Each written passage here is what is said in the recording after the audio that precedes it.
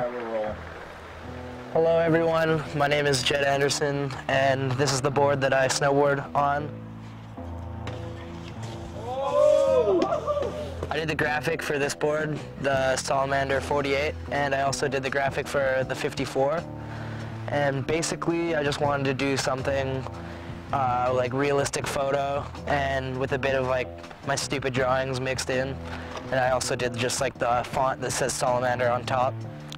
And I just wanted to do something different, and yeah, just kind of more of like a sketchy, hand-drawn, just quick-drawn feeling.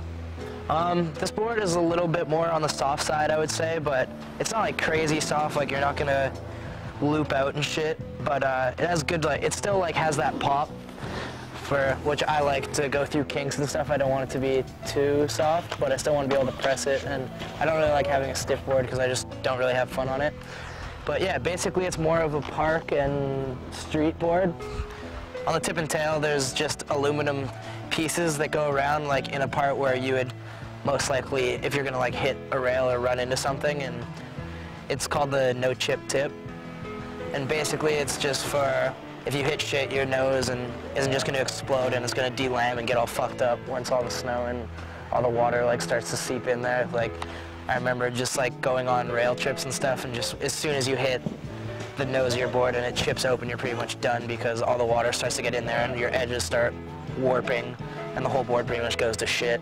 So I pretty much wanted to just do that so that wouldn't happen.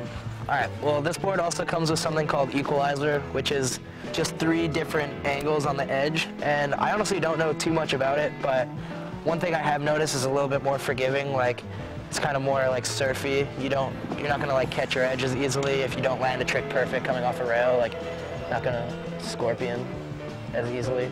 I don't know. Yeah, so the board, it's not reverse camber, but it also doesn't have camber.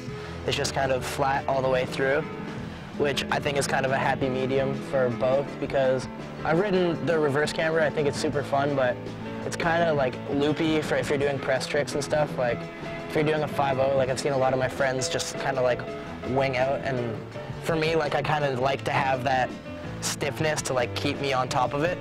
So kind of the best of both, just completely flat. You're kind of working for everything you got instead of like having the camber working against you or the reverse camber doing it for you. This board also comes with something called Easy Press Core, which just makes it a little more easier to press on the rails and stuff.